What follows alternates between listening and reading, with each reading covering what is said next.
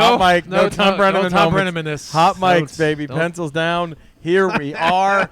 We are ready. How does Tom Brenneman save face? Did we talk about him? We talk about him tomorrow, don't we? We talk about him tomorrow. Tomorrow. No, Friday. We talk about it. How does he save face? I think he's going to have to, what if, would he save face if he just had to, blow 18 dudes on air?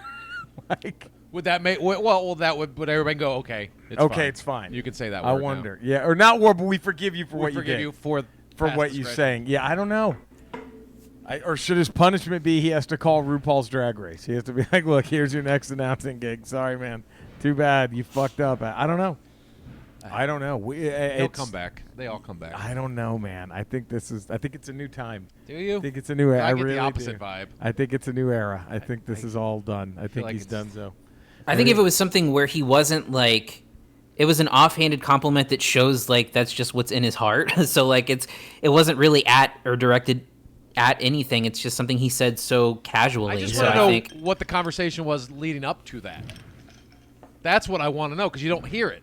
As a Cowboy fan, my fear is someone asked him, what's the shittiest thing Troy Aikman's ever said? Oh, he was talking about, and then that time he said it's that's what worries me. As a Cowboy fan, what's the gnarliest thing Aikman's ever said in the booth? that would. Oh, that one time he said, "This is the." Yeah, that would. I'd be worried about. I'd be nervous. I don't know if I'd want that. That would be. Yeah. I wouldn't want to deal with that. Yeah, but if wouldn't Tom Brenneman go ahead and it wasn't. I was just saying what so and so said. Right, he would have. Maybe he's that loyal to Troy. He's gonna take the vote. Goes to prison. He's like that. He's gonna take it for Troy. For Troy, I'll do anything for that man. Anything for Troy. For Troy, I'll do. Oh, God. I'll lose everything for Troy. I'll lose it all for Troy. Here we are. What's been going on in the world? No Porzingis, so I don't think that my Mavs are going to win this game that happened a week ago. That's too bad. I want the Clippers to lose. I don't think my Mavs are going to win this game that is going on now, but happened about, 4 or 5 days ago? Right. And what's the series? 1-1? 2-1 Clippers. So it's probably going to be 3-1 Clippers now. So it's only a 5-game series. Is it, Cody, is this best of 7? First round is 5-game, right? No, it's 7. Is it 7? I thought it was 5. No. Because it's always been the Sixers got swept 4-0. 4-0. That's right today. For some reason, I thought the first round was 5 games. For some reason, for the COVID playoffs, not normally. So we are going. So my Dallas Mavericks probably will be eliminated by the time this is aired. Too bad. They should have won that first game. I know that Porzingis ejection, and now he's out in this one. It's gonna. But again, I didn't think they were there yet. I thought the Mavs still needed someone else. So you're excited for next year? Depends who they get. You know what I mean? But yeah, I mean Luka's amazing. They're one guy away. You think? From being a serious contender. I don't know. I'm not saying to be a lock. You know what I mean? But they're one. I think they're one really good player away. 3 seed or 4 seed in the West. Yes. You know who I think that? Okay, and I don't know. Again, this is a pipe dream because he's probably going to cost us money. They're a Brandon Ingram type player away. I think just a long defensive guy who can shoot. They're that guy away from being. Is there an AT-AT coming at us? I don't know. What was that? Cody, what is going on outside your apartment? I have no idea. Is that an AT-AT? Sounds like an AT-AT. I think someone's moving. God! Banging the shit out of something. Man, it really does. Like, what the fuck? What is going on? What's happening out there right now? Man, that was intense. It was. That was a little scary. I was a little scared. Yeah, I was a little scared. Right, Cody just needs to get his rocket launcher string thing and go out there, fire it up into the belly. Right, take out his lightsaber. Take out his lightsaber, cut it, underbelly, throw in the grenade, thermal detonator. And Cody, I don't know why he didn't already, and he wonders why the Ramble brass is being so weird to him. Right, and he wonders. Corporate cat. Wonders why Ramble brass. The corporate cats are upset. The corporate fat cats are all mad at him. You wonder. Colin Mag says, hey, guys, just a quick pre-Ramble email after listening to episode 246 and laughing so hard at your Jesse Ventura doing Schindler's List. I could have saved I thought that would make a great list. What movie or TV monologue would you like to hear performed by Jesse the Body? It could be called Jesse the Bod Monologues. My finest idea since my top 10 fabulous film moments at the Fabulous Thunderbirds soundtrack. Also, after Six Pack and my idea for the sequel, Brewster's Keg, still getting the occasional mention, I come up with an outline for the third film to round out the trilogy. Enjoy Six Pack 3, Baker's Bust. Tagline, selling their ass for a gallon of gas. After a string of poor resulting crashes and bad investments, the original six-pack plus the keg racing team, their children are flat broke and they have lost or sold everything except their race team, trailer, and rig plus one NASCAR. They're all living in the trailer after losing their homes. When they're trying to sell the last and best car to be able to get some food, etc., they try to find jobs. The ghost of Brewster Baker reappears. Still as he died, auto-asphyxiated with a belt around his neck, pants around his ankles, cock grip tightly, nearly pulled off, and advised the original six not to give in. They can turn it around by winning Daytona. They discuss with Brewster their lack of money to fuel the car and feed themselves and their kids. He advises to pick the best driver to drive the race car for the rest of them who are all of legal age and over a brothel in their trailer and on money by hooking to fund the team, hence the tagline. So all the men and women decide what they have to lose. So whilst the younger kids work on the car and take photos of rich clients to blackmail them, they raise the cash, win Daytona, receiving lots of sponsors. The end of the film shows the families have rebuilt their fortune by having Brewster's keg race team back in full force. Plus, they have a new business, Baker's Ride and Race, a brothel with a go-kart track. Thanks for the inspiration, guys. Hope you got a few laughs out of it. Take care. Colin Mag. And you could totally use, like, maybe some deleted scenes of Kenny Rogers, like they did with in Superman Returns. With Jor-El. Yeah, with Jor-El. Use some stuff that wasn't used in the original. That would have been great. Bruised six-pack. They probably have a lot of footage. I'm sure. I heard the original six-pack. There was like 18 hours of script. Like the original script was like 400 pages long. Yeah, right? It was written as a trilogy. Right. I don't know if it's this trilogy, but it was written as a trilogy. We only got the first. We only got the first part of the trilogy. Oh, fuck. Charles Phillips. CP? Yeah. What if Jesse played Gomez Adams in the Addams Family movie? He goes, shit. I don't know if we have this. Kenneth and Savage. My girlfriend says that my jizz tastes like sauerkraut. I tell her she's crazy. I think it tastes like lemonade. So my question is, what can I do to make my juice taste better for me and my girl? Also, if I could get a Savage Dunkin', I really, really need a nice Savage. Don't take Anna this particular thing. That would be great. So, Cody, I forgot what episode the boys talked about flavors. Making your jizz taste better? Taste well, that came up quite often. I know. Yeah. So maybe the top asked question. It might be. Yeah. So I mean, I can fumble through and see if I can find one of them. Reach your hand in the bucket and pull one out. And there we go. Yeah. Fuck. Yeah. Oh, here we go. I found one. Nice. Okay. This is episode 287. Oh shit! Yeah. Wow. Look at that. This is later in the canon. Right, man. I look. We didn't even got to go to boards for this one. No, we know. Everyone always asks us, how do you get your jizz? How do you get your jizz to taste so sweet? Yeah, can I tell you something, my friend? Tell me. I've never done anything. You're just naturally that sweet. Get the fuck out of here. That's what you are not naturally that sweet. That's what they tell me. I've been told that by more than one. I'm not just saying. I've been told by more than one. I mean, I know it's got a lot to do with natural body pH and chemistry and stuff, but fuck, man, you're that sweet. Good genes. I got to eat pineapple. Really? You had to get mine to taste the way it tastes? I was told. Okay. People would travel on horseback to go taste my great-grandfather's jizz. So you're saying it's heredity? Heredity. I think it's a long line. Absolutely. It's hereditary. My great-grandfather was famous. For his sweet jizz. Absolutely. He made more money selling jizz to drink. So that's why he was called Sweet Lou. That's why he was called Sweet Lou. And he made more money in the gold rush. He went to California for the gold rush. And he probably fed all them 49ers. Moved back to the tri-state area. Jizz. Absolutely. So the guy made the Levi jeans, and your dad and your great-granddad sold the jizz. And he was able to move back home to the tri-state area. Wow. And but he made his fortune in shape, not even hunting for gold. No, I got a whole regimen. I got to go. I got to wake up. I got to drink pineapple juice. I got to have some Kahlua to mix those two together to get any sort of sweetness. And then I got to wait at least 6 hours before I spooge. Are you kidding me? It's got to bake in there. I don't like it. Maybe, would you be open to drinking some of my jizz? Oh, absolutely. And then maybe it'd help yours. I didn't even think of that. Maybe you'll try that. I didn't even think of that. Yeah, but you don't need all those Tune supplements. in to Jizz Talk 288 after I've digested some of jizz. To see if mine tastes sweeter, and you're going to taste mine. To see if it's sweeter. I look forward to it. I think dreams do come true, and we're going to find out. This is going to be dreams coming true for everybody. Yeah, there it was. How about that? Wow. I mean, I don't know if it really helped with Charles' question, but man, I remember that was before they did the contest where they had the blind taste test. Where they got banned for a little bit. Right, because the guy's jizz ended up tasting so good you couldn't tell them apart. It was yeah.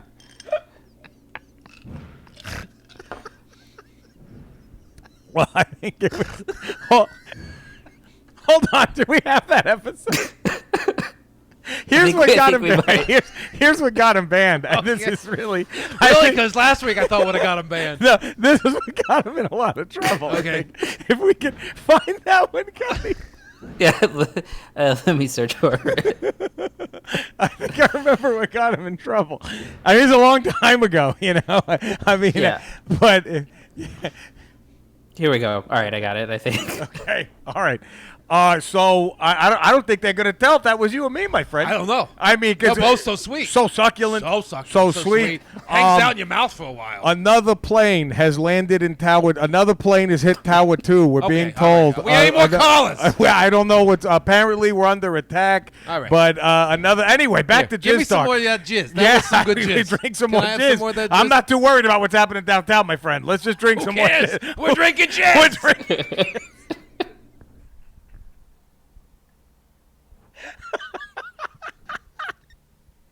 Jizz Talk on 9/11. I think that's halfway through their show. They're halfway through their show when it happened. That's what got them taken off terrestrial. Yeah.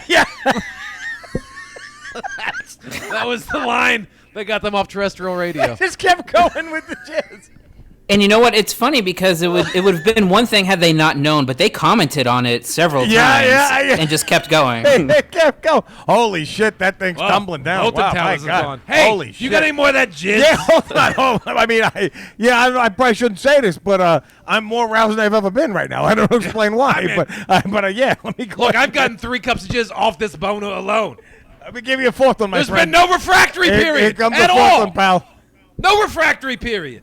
I'm just coming.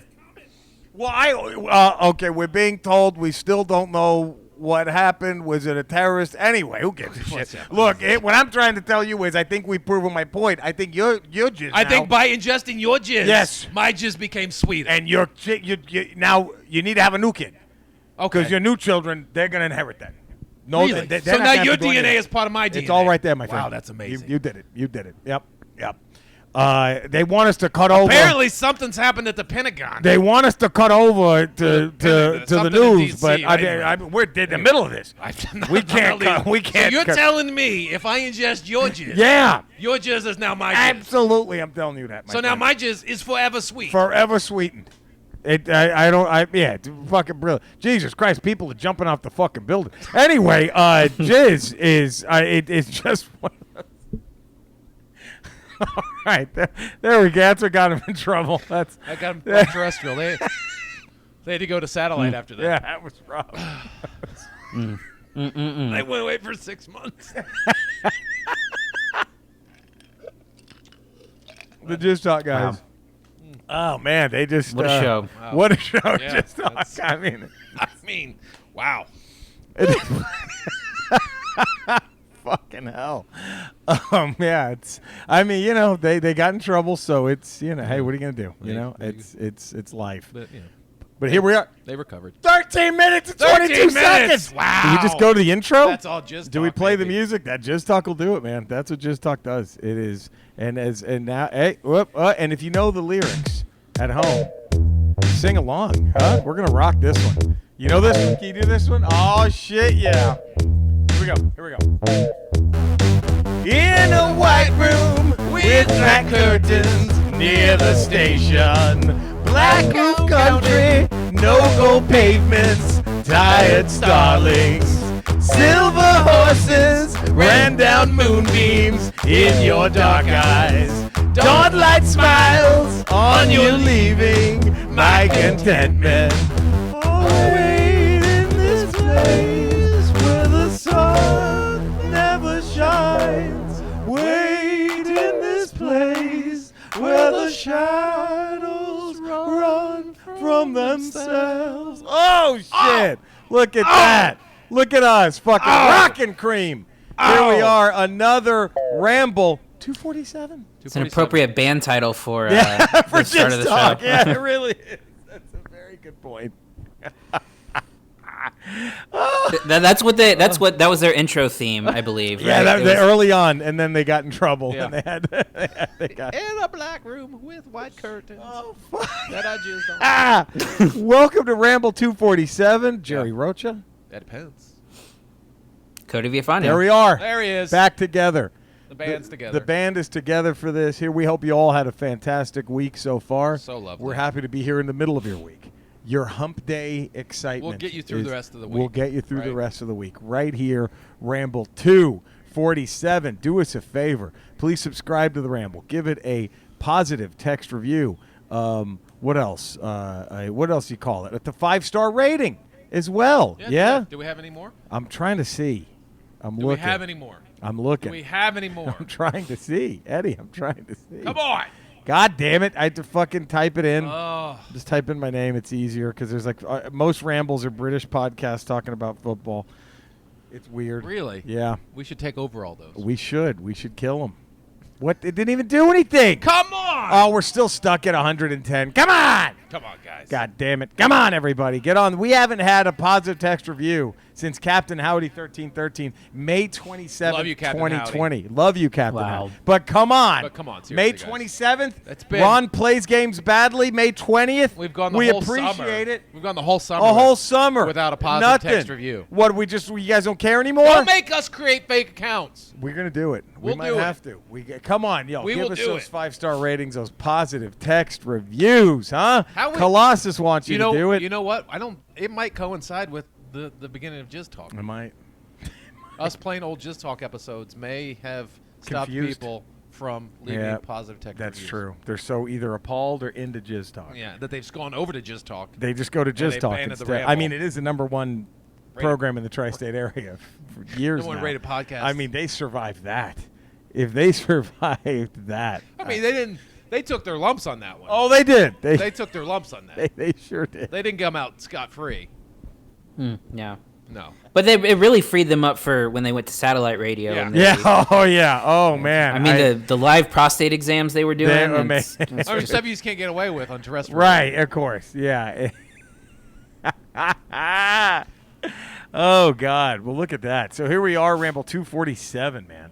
Look at that. Isn't that great? They had us done at 2. Number 2. They said Two. this is done. This is never going this anywhere. can't And now look listen at us. now, Now look at us, huh? 247. 247. You've got a Starry Night Stormtrooper shirt on. I've got a Casey Jones hat. You got the gauntlet, the power Power gauntlet glove, but with the with Mario with the Mario characters. This ain't no bullshit No, today. this is what do you got? Cody's all cracking He's all out. crack- I'm all cracking. He's all This about ain't bad. like a Dallas Stars fan would be. Like a Dallas Stars fan would be. Cody, any word on Mavs Clippers, if you don't mind? I know I'm going to get bad news, but I'm just Let's curious. see here. Luka's really good. He's not good enough to beat Kawhi and PG all by himself. The Clippers are up 8 at halftime. That's not terrible with That's KD still a gone. game. That's still a game. That's still a game. That's not terrible. This is. I don't know what this means. Does this mean the Mavs are better than people thought, or the Clippers are worse than people Clippers thought? are a little overrated. Yeah, Cody, thoughts? You follow basketball. Yeah, I think that it might have been even you I was talking to this about, but I think that this is the first time that there's been an NBA playoffs where I feel like every team is vulnerable. Yeah, and they're all vulnerable. there's no like runaway favorite. I don't think that's true. Oh, and Jack has now invaded. Hi, Oh, here we buddy. go. Corporate cat, the big fat corporate cat. Yeah, there he is. Andrea! Ramble corporate's here. You got to see what your son is doing. Look at this. Oh, look at Doesn't this shit. give a fuck. Fuck you. Hi, buddy. Fuck You, you fucking prick. Fuck Get you. the fuck off the Eat phone. this. Honey, Right there, my take that. Look at this guy, right? Oh, the He's- baby. He's looking right at the camera. He's looking right at the oh, camera. get the fuck out of the camera. Look at this You cutie piece pie. of- Oh, Oh, don't look at meow. her begging for attention. Get rid of Thank that you, thing. honey. Oh, she's gonna kill it. Take She's it out gonna back. kill it. She's Take gonna. it out Oh back. yeah, it's burlap sack. There it is. Get a Dump it in the river. pillowcase. Tie it up. You got a pool, right? Yep. Oh Drop yeah. it in the Drop pool. in the pool. Can you? Why would they do that back then? Would there probably better ways to kill them? You know what I mean? Like what was with that fucking dust bowl shit? It's not messy. It's not. It's not messy that way. That's true. I guess. Right? Fuck. That's a. It seems genuine. Did you ever hear that Jim Ross story he put in his book about when he was No. a kid? And he was supposed to keep, because we had him on the Swings and Misses show one Yeah. time. He was telling us the story. I guess he put it in his one of his books. His parents told him to make sure the dogs They had 2 dogs, a boy and a girl, right? Okay. They were brother and sister, and they were told not to. He was told to keep them apart because the girl was in heat, Oh shit. and he had left the gate open, and they got together, and so the brother and sister, and so she got pregnant and had puppies, and the dad was like, "It's an abomination, blah blah blah. You have to do it." So he had to literally take a sack of puppies. His dad forced him to take a sack of puppies and get rid of them. Jesus Christ. Yeah. Just because they were inbred? Yeah. That's it. Yeah. Jesus. Well, those are the 2 types of dog. There's purebred and inbred. Yeah, I mean, fuck. And purebreds are mostly inbred. Yeah, I mean, isn't that how Shar-Peis got to exist? Was Actually, through inbreeding? the only time you don't get any purebred's somewhat inbred. That's weird. Jesus, JR's dad. It's in his book. It's fucking like, wow. No compassion. Fucking Make hell. a little kid go kill a sack full of Sack puppies. full of puppies. Woo. Jesus Christ. That's like a supervillain origin story. That Yes. absolutely. But he is. became Jim Ross, He greatest became announcer in wrestling greatest history. announcer in wrestling history ever. Think Tom Brenneman had to do anything like that as a child?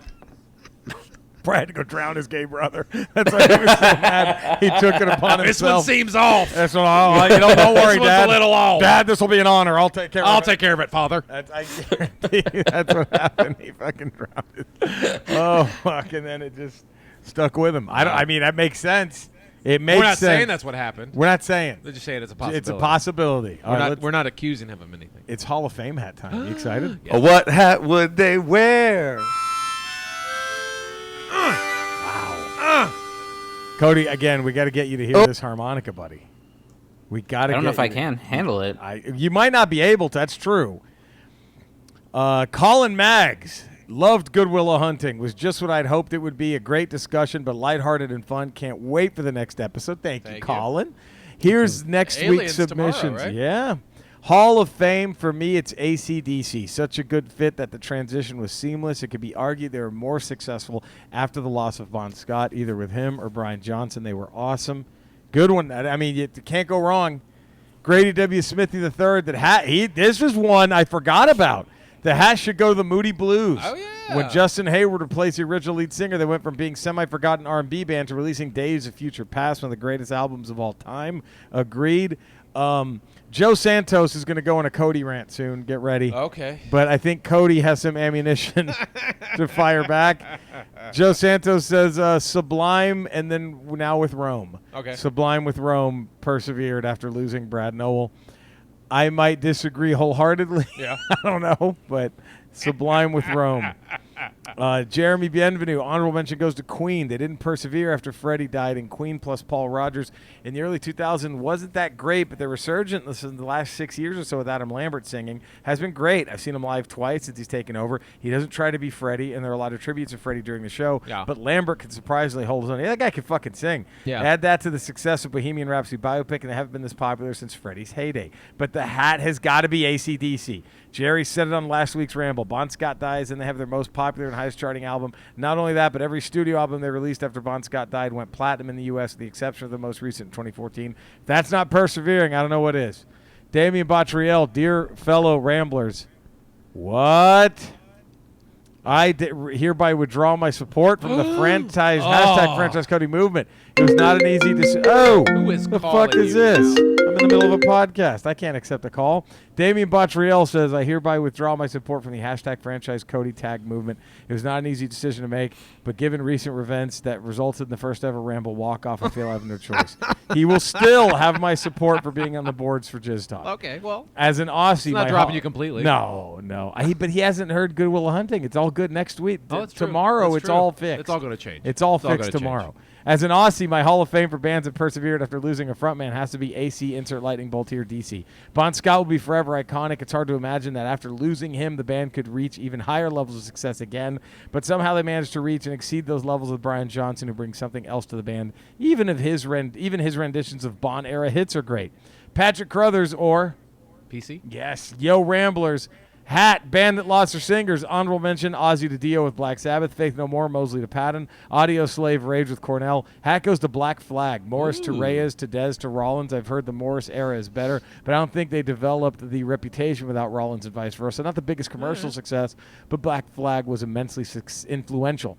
Graham and Faye, greetings to the Great White North, fellow Ramblers. By random chance, mad props to Jennifer Withers for risking her safety by sneaking out this classified found footage from Ramble 246. The veil of corporate Ramble was lifted. Perceptions of reality are now altered, and the Ramblers got the first peek into the icy management gaze that shows us who's really in charge. The furry predator's eye follows you no matter where you walk in the room and stares at your soul. And there it is, a picture of my cat Jack doing what he already fucking did in this episode, hopping on, hogging the camera. He likes to make sure his presence is known. Oh, he does. If you look closely, you can see the fear in Jerry and Eddie's eyes as they squint and recoil of possible management reprisals we did that this and week. consequences. Oh, we got him out. To his face. Hashtag the truth is out there. Hashtag copycat. Hashtag hypnopur. Hashtag Viafania emancipation. Hat, band that loses a frontman but perseveres. This became really contentious showdown for us between Van Halen, Van Hagar, and the Australian hard rocket machine that was AC/DC. At the end of the day, with the continued success in both eras of the band and the overall lack of silly infighting and drama, we felt that Highway to Hell gets the hat. And let's face it, when Brian Johnson took over for Bon Scott, the band made a significant statement with their first album. To signal the band is not even remotely done, he shows us the Back in Black cover. Yeah, man. Charles Phillips. CP? Yeah, band that loses its frontman but goes on. Stone Temple Pilots. Saw them in 2018, and Jeff Gutt sounds so much like Scott Weiland, it's haunting. Joe Capone, Hat Game. So many bands to choose from, but if I had to approach this from a pure top 40 hit perspective, Phil Collins taking over singing duties from Peter Gabriel and Genesis took the band from their prodding folk and prog rock roots and catapulted them into mainstream rock success. Saw them land 2 #1 singles, 11 top 10 singles between 76 and 96 when Collins himself left the band. Honorable mention, John Bush taking over lead vocal duties from Joey Belladonna and Anthrax in 93, ushered in a new harder edge sound for the band that produced one of the best metal albums of the 90s, Sound of White Noise. That was a good one. Best lead vocalist change that didn't work out, John Corabi replacing Vince Neil and Motley Crue. After years of mainstream success, the Crue gave Vince the boot and recruited Corabi from Scream to record what was, in my opinion, the best album the band ever released. 1994's eponymously titled Motley Crue. It did give me my favorite Motley Crue song, Hooligan's Holiday. That's my favorite one. In addition to this harder edge blues rock vocals, Corabi's proficiency as a rhythm guitarist added an extra punch to the band's sound and gave lead Axeman Mick Mars a chance to open up his playing a bit more. Unfortunately, poor ticket sales on the supporting tour and severe backlash from fans pressured the band to bring back Vince in 97. Fuck you, Crew. Fuck you, Vince. You warbling fat piece of shit. But I'm not bitter. Wow, damn. Doesn't sound like it. Gary Priest, hey Jerry and Cody, I hope you find purveyors of podcastery are all well, and that all my fellow Ramblers and James are keeping safe and sane. Before my list, I want to share my conspiracy theory that every time I watch a smug nerd, I get a definite Scott Schmerelson vibe. Are they related? Is SM, in fact, the overindulged love child of that horny bastard? Just a thought. Whoa. His hat, Fleetwood Mac, starts off as a blues rockers under Peter Green. When he quits, they flounder for a while and then take on cocky American ex-lovers Buckingham and Nicks and become huge coke-fueled revenge porn melodic rock sensations. Then when Buckingham goes all new wavy and loses their audience with Tusk, they reinvent themselves as slick 80s pop rockers with Tango in the Night. Sadly, they're now a weird drab tribute act to their own former glories, but hell, in their heyday, they were damn awesome. Yeah. Brian Withers, it was the goddamn Cats all along. It turns out the Cats were corporate all along, fuck figures. But neither Cats nor Stooge postmasters could sink the post office yet, so luckily for me, I can afford internet for at least one more week, and I wanted to add one underrated 90s album, Independent Worm Saloon by the Butthole Surfers, just my 2 cents. And kudos to Cody for dropping Trouble into his underrated list. Hashtag Cody's 5th column is alive. Oh. I suppose the case we made for Black Sabbath when they picked up Ronnie James Dio, or maybe Phil Collins stepping over after Peter Gabriel left Genesis, although I still prefer the Gabriel material, and I don't sleep on David Coverdale and Deep Purple after Ian Gillan left. The album Burn was fucking great, and since there was so much Faith No More talk last week, Chuck Mosley was cool, but Mike Patton was a serious upgrade. I think I have to go with Iron Maiden. While I prefer the Diano material, I cannot deny how much bigger Iron Maiden became with the addition of Bruce Dickinson. Hashtag a union. Oh, Cody's for Cody. A union now? Look at this. Wow. Look at this. Okay. Jeremiah Harris, hey Jerry Eddie, and of course now the fully clothed Cody. Just want to say thanks for including us Ramblers in every episode. I love hearing that I wasn't the only one still carrying a torch for the Me First and the Gimme Gimmes. So for the Hall of Fame hat, can I say Faith No More? Chuck Mosley didn't die. They just fired him. Fuck it. This is my pick, and I'm picking Faith No More. Without the loss of Mosley, we would never get Mike Patton, arguably one of the best vocalists and frontmen of all time. His range shadows Mosley into oblivion, but Patton's on the hat, and let's move on. Bojack the Ripper. Hey, guys. What hat would they wear? Bands who changed frontmen and still kicked ass. Damn, this was hard. So many to choose from. AC/DC with Brian Johnson, Bon Scott, Van Halen with Sammy Hagar, to David Lee Roth, Black Sabbath with Dio and Ozzy, Deep Purple and that asshole and the other asshole. But my pick is going to be Journey, starting out in the early 70s as a jazz-influenced rock band for the first few years with Greg Raleigh as their singer until Neil Schon wanted to change things up and found Steve Perry. When we think about Journey, we just think about the vocals of Steve Perry from 77 to 98. Until he left the band, Steve was seen as the leader of the band. Then from 98 to 2006, Steve Algeri took the reins as the lead singer, replaced again in 2007 after Schon found a Filipino singer on YouTube with a voice that even rivals the great Steve Perry himself. Todd C. Hey, Jerry, Eddie, and Cody. Thank you for continued high-quality entertainment. Hey, come on. It's high quality. It is That's high quality. for sure. We High Ramblers quality. have come to love from you three. You guys had me dying from last week's episode, putting Jesse the Body Ventura in random movies. You guys laughing and having problems breathing from laughing so hard had me in tears. And that callback to the Jizz Guys episode from 245, you're talking about Jism and how I was called that in high school because of my last name rhyming with it, Chisholm. Anyway, here's my submissions. Rage Against the Machine becoming Audio Slave, if that counts, or Stone Temple Pilots when Chester Bennington joined. All right. All good. Yeah. Did anyone have yours? Yes. Iron Maiden? I was going to go Iron Maiden because my favorite Iron Maiden are the Bruce Dickinson albums. Yep. But Same here. AC/DC. AC/DC. AC/DC is the pick. Cody?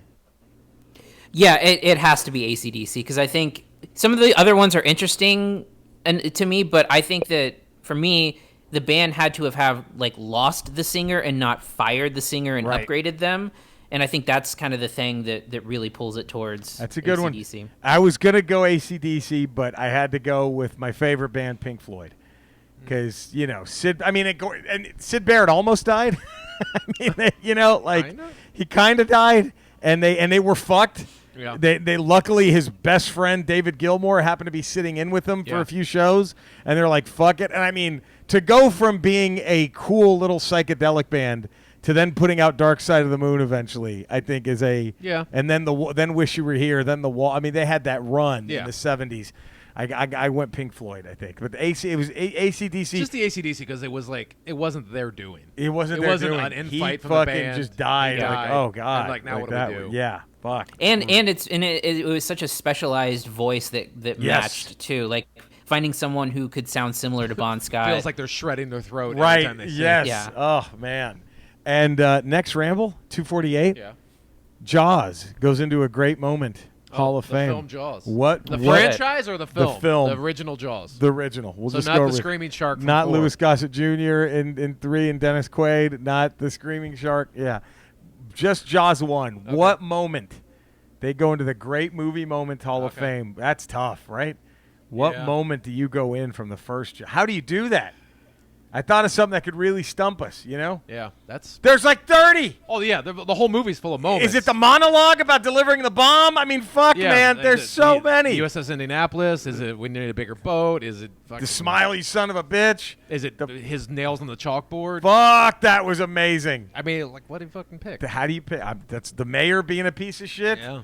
We don't want the Kittner kid spilling out all over the docks. I mean, man, so there we go. And I think that's a movie that the three of us love. So it's good. Like, who doesn't love that, though? It's a great movie. Like, how do you not love I can't imagine. That's got to be. There's someone out there. There are people who don't yeah. like the Beatles. That exists. It's weird. Weird as shit to me. But next Ramble, 248. Jaws goes into the movie moment Hall of Fame. Great moment. What moment from the first movie Jaws is on their hat? If you had to pick Jaws 4, what moment would it be? Oh God, Screaming Shark is. Cody, have you even seen Jaws 4? The Screaming Shark is. I actually have. I've seen Jaws and I've seen Jaws 4. I haven't seen. Yeah, three. I've seen all you need. That's You've all you seen need. need. Jaws okay. 2 is just Jaws 1. I think the Jaws 4 moment, dumber than the Screaming Shark, is when you see Mario Van Peebles get eaten. Yeah. And Taken taken down. Then the shark explodes. And he's 5 minutes later, he's hey guys, come help me, man. You're like, how the fuck is he alive? He's not in pieces. He's just like a minor wound. Well, the shark ate him whole. He was hanging out in there for 5 minutes until he exploded. They let everyone live. They're like, Yeah. nope, nobody dies in Nobody this dies in one. this one. They all make it. Michael Caine's not gonna die. Fucking Mario Van Peebles ain't dying. We're good. That was, I don't know. Or is it the Screaming Shark? The Screaming Shark is ridiculous. Cody, The what would you sharks pick? Can't scream. Ah, and it screams. Yeah. Wait, was Mario Van Peebles in the shark by that point? Yes. So maybe that was Mario's screaming. No, Oh, he wasn't. He wasn't. We get maybe that's him screaming from inside. No, no shit, he was. That's right. He was. Yeah, he starts screaming and then he blows up. Because they had to add, I guess they only shot like 30 minutes of the movie, so they had to have like 40 flashbacks. So remember that as the shark is screaming and coming closer to the boat, they just showed Scheider with the rifle in part one. But they have him actually say, "Smile, you son of a bitch." They actually have him say it. They just cut to that. And then the fucking shark just hits the boat and explodes. Is that the most half-assed movie of all time? I mean, they mailed it to fucking. The climactic line in the movie is just taken from the original. The original movie. The clip is just taken. They cut and pasted. They don't react it. She doesn't say it. It's just redone. Smile, you, and then boom. That's it. That could be the most half-assed. That's Mario Van Peebles screaming. Now it all makes sense. That's him going, "Oh, let me out of here! Help me, man! Help me, man! Hey, man! I'm dying in here, man! Blow up this shark, man!" Was the banana boat scene good? Does it get any credit for that? The banana boat scene was pretty gnarly back then. Didn't it kill a kid? I forgot. I think so. Cody, do you remember the banana boat scene from Jaws 4 at all? Gosh, I've only seen it once, and it was at. I think I talked about this. It was at Jaws on the Water.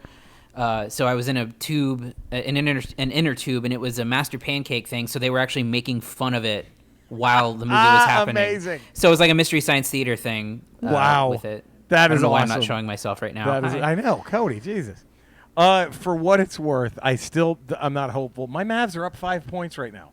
Oh, are they? No KP. They're up 86-81. I just saw. Go, Matt. Beat them Clippers. That'd be amazing. Holy shit. That's wow. How long is Porzingis? I didn't see that. I don't know what happened. Because I knew Luka was hurt. Yeah, and by the way, Luka just joined LeBron and Magic as the only players in postseason history with multiple career triple-doubles before turning 22. So he already has a triple-double. This kid, look, if the Clippers go up 5, rest Luka. Just pull him. Just keep this kid healthy for next year. That's all I give a shit. Anyway, well, we'll see. I think if it was Jaws 4, I think it would either be the Screaming Shark or Mario Van Peebles somehow fighting his way out of the great white shark's jaws and then just laying underwater for 10 minutes. Like that sets a record for the longest you can hold your breath underwater. Well, we don't know what his background truly was. He could have been like a champion snorkeler. I don't fucking know. They could have at least said that. Like, "Hey, man, I snorkel really good, man." Oh, okay. Oh. Like that one. Because what was the most... Was that the worst part of Jurassic Park 2 when the little chick just does the fucking double bar gymnastics and kicks the velociraptor? Was that the worst part?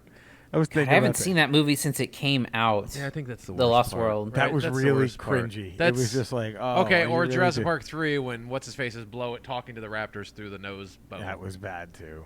That was, dude, I know they still make money, but God, that has... What?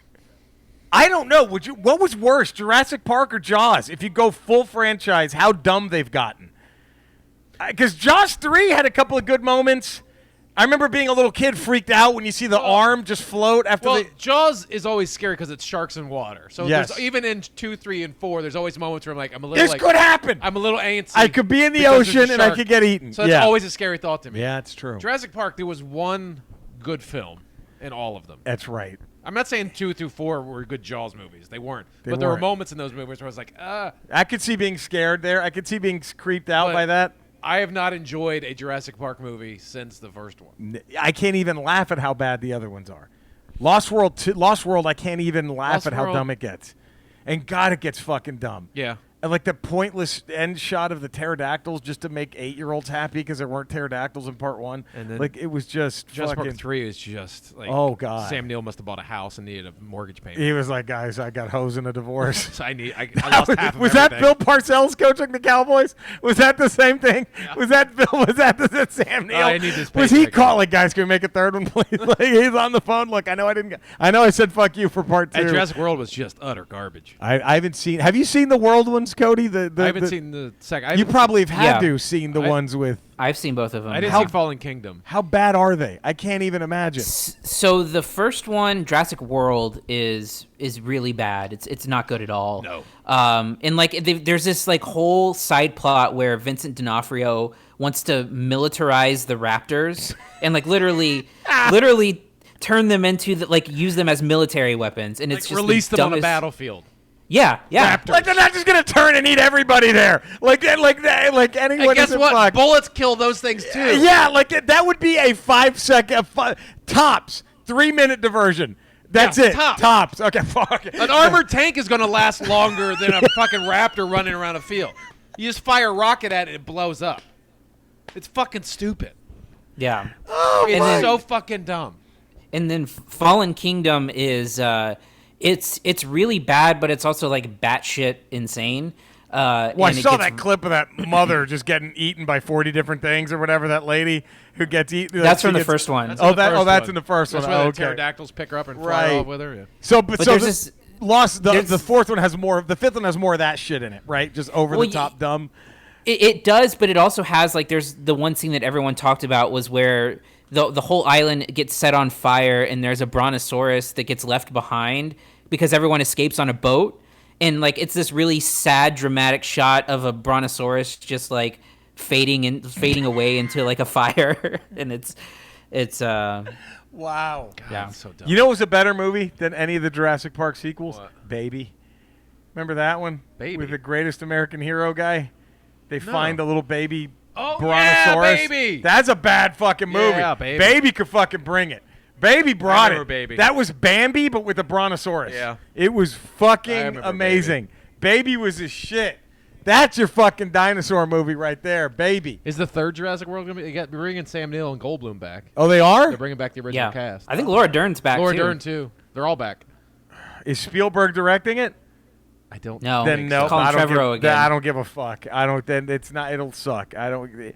Spielberg he is collecting a paycheck and doesn't give a fuck either. He's like, Yeah. sure, whatever. What do you want to do? Yeah, great. That's Whatever. fine. Oh, got that. No, I have zero. Fuck that. Anyway, let's get back to our and also how do you mess up a franchise about dinosaurs? about dinosaurs. It shouldn't be. And Jurassic Park is such a good movie. How do you fall so far From that. that? But also, I don't know where you keep taking the story. It's done after Jurassic Park. It is. I'll tell you the biggest. Okay, in a movie theater, but pre-Endgame, Yeah. the biggest pop, I think maybe the 3 biggest pops I've ever experienced live in a theater was I told you when I saw Aliens, Yeah. and she comes out in the walker. Yeah. When Captain America gets the Mjolnir. Yeah. and then the on your left, everyone's showing up. Yeah. And then the fucking T-Rex coming out. You forget that's how brilliant that movie was. Yeah. You forget the T-Rex is still there. Yeah. You're so, and then when You're it so comes in focused on the raptors. and just kills the raptors, the whole And then fucking and then theater. the banner falls down. The banner when dinosaurs rule the earth, and he's just screaming like, End "Fuck it right you." there. End That the franchise was, right there. I'm serious. That was like. That's the high point of the franchise. That was like watching a live sporting event, and Yeah. your team hits a 3 at the last. Everyone cheered in the Yeah. theater. It was so fucking epic. That's the high You point of walk the away, franchise. man. You don't need any more bullshit. You just rerun that motherfucker Yeah. every 5 years. And you take everyone's classic dinosaur that they loved as a kid, the T-Rex, and Yes. he's the hero at the end. They hear you so afraid of him the whole movie. Yeah. And then again, you and then forget you about him. these raptors, the little fucking wormy, squirmy Yes. guys that you fucking hate. They're smart as shit. They're fucking And your childhood hero dragon comes in and saves the day. You're saves like, the "Fuck day. yeah." This was, I mean, dude, the way it just grabs the one by the tail and flings, I Yeah. was so fucking amazing. Oh, dude, forget it. You And win. then they fucking made the T-Rex the bad guy. Then in they the make second it the one. bad- it's Like, just come so- on, man. It was so dumb. It was so fucking stupid. Oh God. Well, should I sing some more to ease the pain of people? Because 2 was just the King Kong story. But with something that's half the size of King Kong. Yeah. If that. That's what. That's why 2. The money shot for 2 was so underwhelming of a T-Rex on the docks of L.A. Yeah. Long Beach, or screaming, and it's dwarfed by the buildings. Yeah. A fucking, you know what I mean? It's barely the size of a gas station. Yeah. So yeah, of course, if you're out in the wild and you see it, you're dead. But I mean, you're like, okay, I got I'll just hop in an elevator and I'm safe because I'll just go up 5 stories and this fucking thing can't get me. You know, they tried to make it Godzilla. Yeah. And it was. I mean, It wasn't. If it just went after like a Munchkin village, okay, like that we would just have went been to a neighborhood, right. It Like goes into the city. It was such a very anticlimactic. Just go money into a shot. building. It's not going to get you. It's not going to get. You're fine. You'll go any building. You're good. If there's a T-Rex outside on the street right now, we're safe. We're safe. In this apartment. We're fine in my apartment. Like oh god, we could just fucking put a couple of cameras. Okay, left, or we'll go swimming. Yeah. Like it's fine. It's coming back, honey. Get back in. It's a few Stand blocks still. away. Nobody move. Yeah, it's a few blocks away. Nobody move. It just didn't make any fucking sense. It was such an anticlimactic money shot. It was so bad, right? It was just terrible. Anyway, let's open, close, and encore, it, shall we? That shit. One of Cody's all timers. Cody, was this hard for you? Very.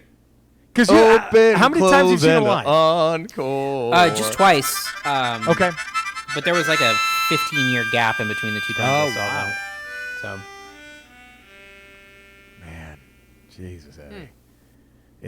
It's just Ear butter. it as I was just about to ear say butter. that is high cholesterol for the ears. It's so man. It'll clog them ears. It'll clog them ears. Colin Mag says open with Learn to Fly, close with Best of You, encore with Let It Die.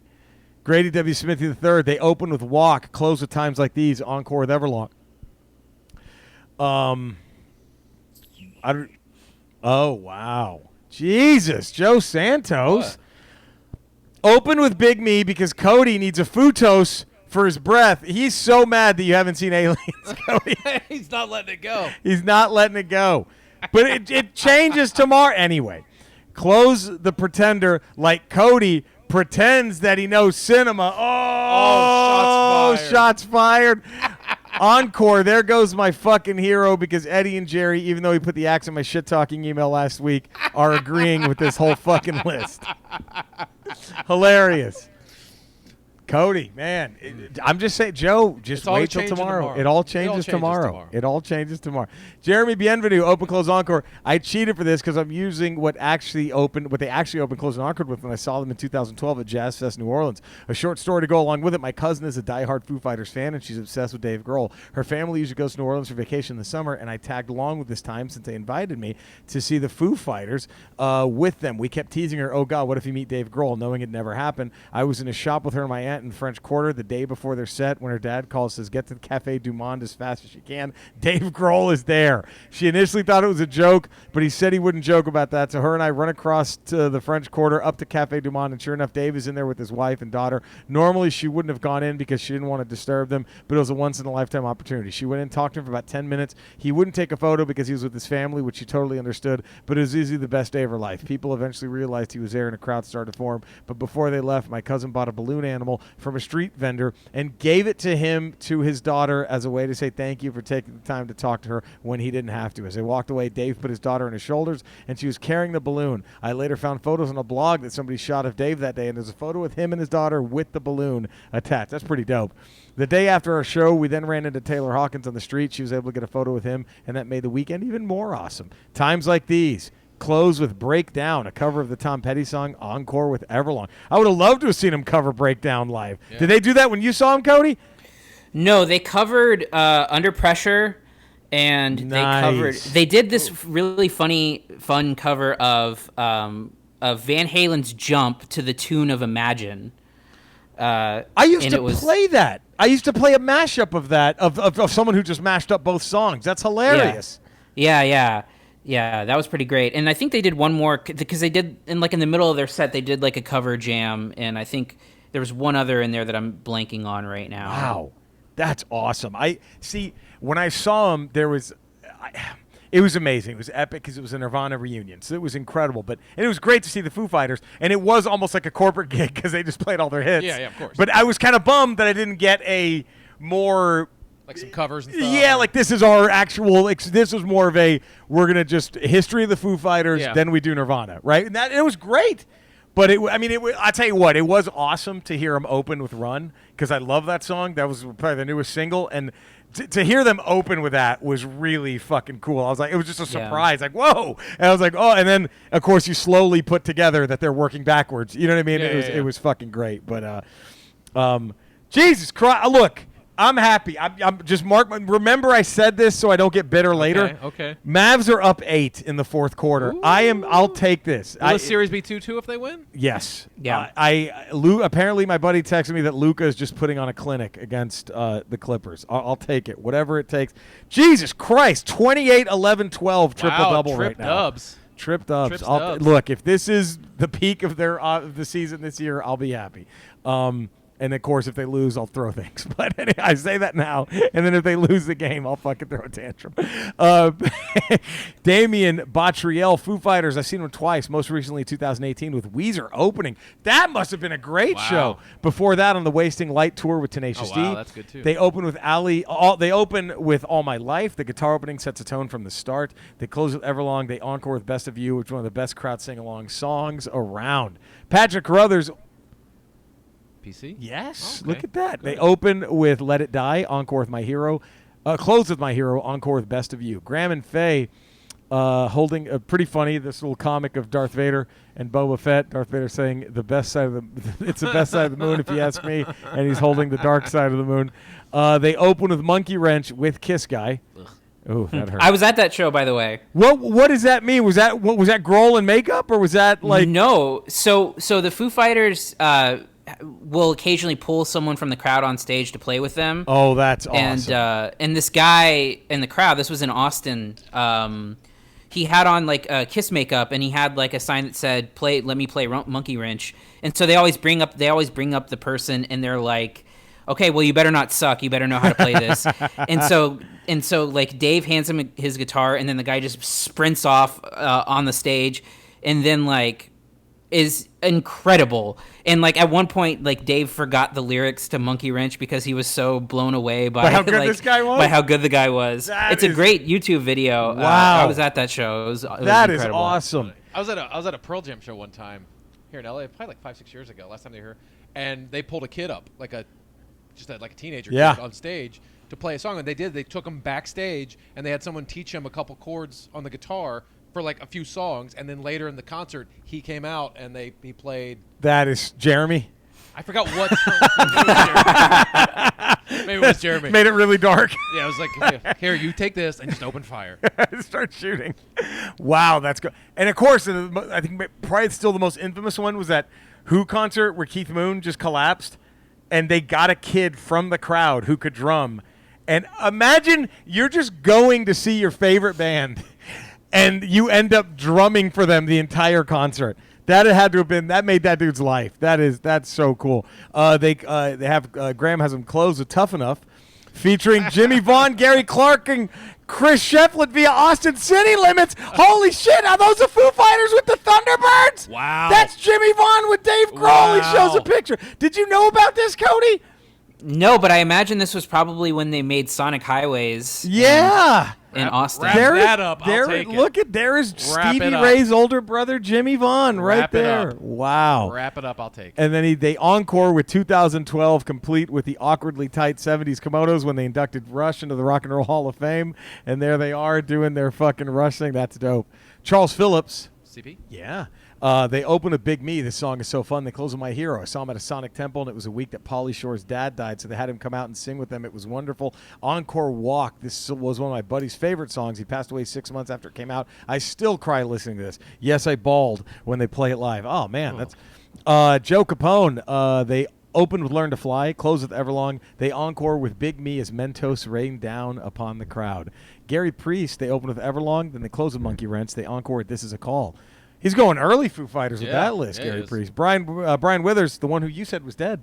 Oh, yeah. Sorry. They open with For All the Cows, Thought he close died. with Alone and Easy Target, encore with Learn to Fly, hashtag a union of one. Jeremiah Harris, they open with Walk, close with Learn to Fly, encore with The Color and the Shape. It's entirely, because let's face it, that's their best album. They encore with The Color and Shape in its entirety, because let's face it, that's their best album. True. Bojack the Ripper, I'm not gay or anything, not there's anything wrong with that, but goddamn, I would totally let Dave Grohl take me home if he asked nice enough. They open, then you're gay. They open with Monkey Wrench, it's fine. Unless you're Tom Brenneman. Brennan. Yeah, unless you're Tom Brennan. It's not cool. They open with Monkey Wrench. They close with Learn to Fly. They encore with The Best of You. Anyone notice that David Grohl looks a lot like the drummer for Nirvana?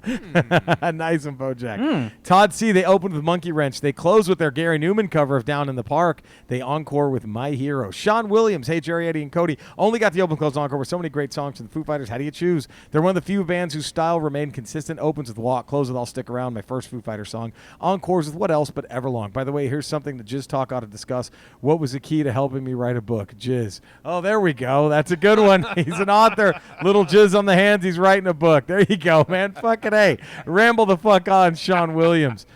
That's it. Did anybody match yours? No. Cody? No. Wow. Me neither. One of Joe Capone got really close. Yeah? Yeah, a little, I think. I don't remember. But I have him opening with Best of You. Okay. Just because that opening line is such a that I remember when he did that got the biggest. You know what I mean? Like everyone there knew all the words, but that was like, oh, we're really fucking singing along. You know what I mean? Like that. So I said they open with Best of You. They close with Times Like These, and I have them encore. They have to encore with Everlong. Yeah. They have to. I mean, remember when David Letterman came back from the Shingles? Yeah. He had them play that. Remember that? And I know, yeah. didn't he have it? No, he had them play his very last show, I think. His very last show. He did it both. He had him. I forgot what song he had him play when he came back from the Shingles thing. No, he came back from heart surgery. The heart surgery. And they played Everlong. That's right. And then they closed his show with Everlong. His final show, he come. Yeah. Because that's Letterman's favorite song ever. Yeah. It's such a great. Yeah. So that was like, I remember still being blown away with how they did that trick in the video where Taylor Hawkins has a dress on and it just goes away and he's drumming. Like that fucking video with the weird Sid and Nancy shit. That was so fucking good. They have to encore with everyone. Yeah. They have to. They open with Breakout. Okay. They close with Long Road to Ruin. Oh shit. And then I have them encore with Everlong. Everlong. Cody, our resident Foo Fighters diehard. This was tough for me because I tried to go against what they normally do. Yes, right. Because Best of You has been their closer Best of You is basically their closer, and then Encore is Everlong or flipped in some ways. For me, I open with All My Life. Oh, because those guitar chords there, and like the first time I saw them was when One by One came out, and like they had a curtain up with the album cover on it, and then when that break comes, the curtain drops. Oh. Fucking and then great. they always do the the red background from the music video too. Yeah. Where their shadows are there. It's so badass. That's fucking cool. I have them closing. This is an interesting pick here. Okay. I have them closing with February Stars. Oh shit, you're going deep catalog, Cody. Yeah, from The Color and the Shape. Color and the Shape. Color and the Shape though doesn't have a bad song. Like no, I mean, it really that doesn't. does not have a bad. That whole thing is fucking tremendous. And then I get the party restarted with shit. an encore of Stacked Actors. Oh yeah, fuck yeah. Was that the shot at Courtney Love? Was that one of the shots at Courtney Love? I forgot. I assume so. Yeah, right. I thought But I don't know directly, but okay. maybe. You know the song "Won't Get Fooled Again" by The Who. Yeah. You know the second one of the best screams in rock history. They say Yeah. Right. Yeah. It was an awesome moment. I was at a show, and the band, as the roadies were setting up, they played that song. That was the last song they played before the band was going to take the stage. You know what I mean? Yeah. Like it was playing in the PA system. And when they get to that, the banner drops down that covers the whole stage with the name of the band. Everyone lost their shit. The bad news, it was Kiss. But it was still a really cool moment. But I think I gave you ammunition because you could argue that their pop came from aping someone else's moment.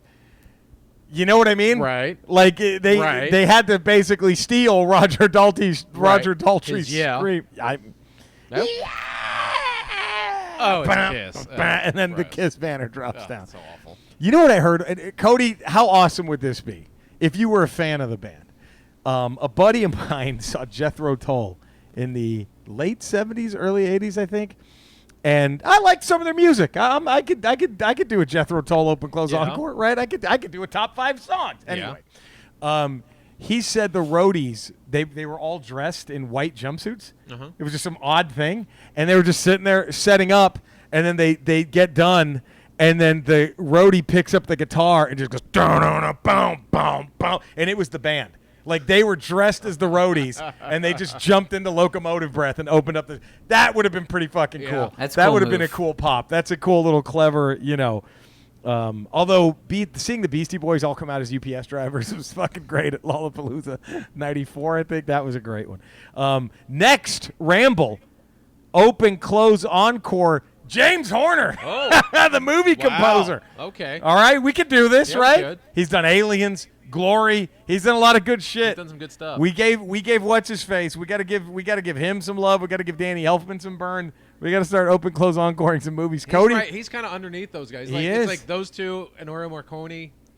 and then it's him and Howard Shore. Yeah. And Alan Silvestri Yeah, right make around up there. the next. Yeah, the next, right. the That's next tier, right? Like the first tier is John Williams. Right. Probably Danny Elfman. The elf. And Ennio Yep. Morricone. Yep. And Yep. then like the next tier is probably It's Horner and Horner, Silvestri, Silvestri. and Howard Right? Shore. I probably. I mean, that's your bench. Those are your six Yeah. men. They're the first guys off the bench, right?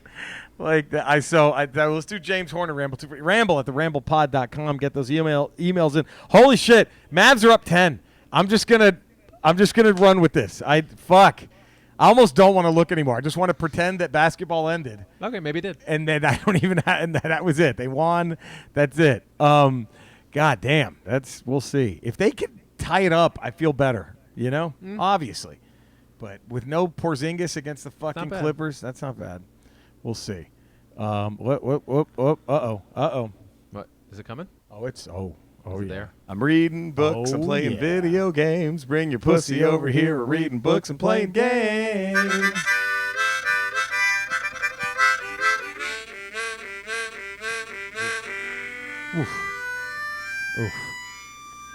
Ooh.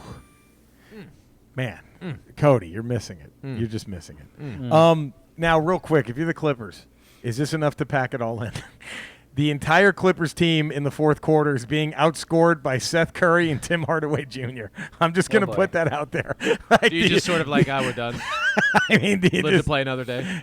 I mean, anyway, well, Colin Maggs, books and games. I'm reading the Necroscope series. Looking forward to hearing Jerry's view on book one. I've been reading it. It's so fucking good so far.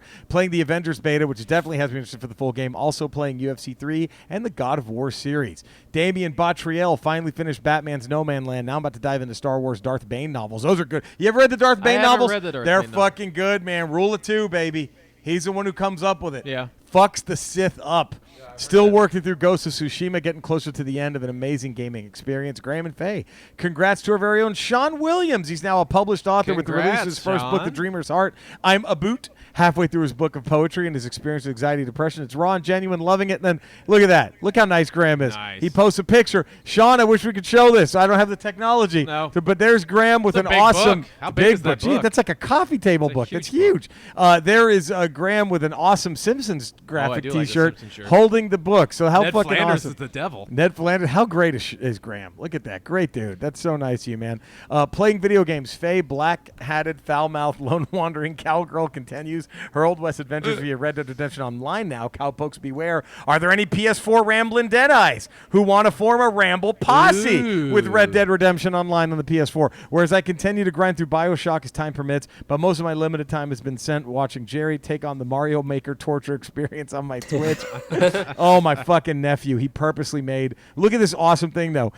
Graham sends it. Graham, I need a hoodie of this. I don't know how to find this. This is amazing. I really want this as a hoodie. Cody, you might dig this. He's taken a scenic scene, this image of the piranha plant from the Mario games, right? Coming out of the pipe, and then it's the Demigorgon underneath from Stranger Things beneath it. It's upside down. It looks fucking awesome. I need that as a hoodie. Joe Capone, after getting bounced in the Season 4 wildcard game by the Cardinals on Tecmo Tuesday, Ooh. how do you lose? The Cardinals. I open up Season 5 Come and on. pulling off a thrilling victory as time ran out against the Cowgirls in the Season 5 opener on Ooh. Tecmo Thursday. About to do my weekly Link to the Past playthrough stream as soon as I send this email, and in the World of Warcraft stream. Since I'm done with all current contact, I'll be PvP shenanigans and alt leveling until the Shadowlands expansions drop later this year. All that and more at least 4 days a week. Go follow my man, twitch.tv/Caponus. Brian Withers, still alive. Nice. I'm about to Good to know. reread the Akira series. Can't get enough of the cyberpunk genre. Jerry, did I hear that you're reading Gibson's Neuromancer? No, I'm reading the Necromancer book, but I've read Neuromancer, and it's a fucking great book.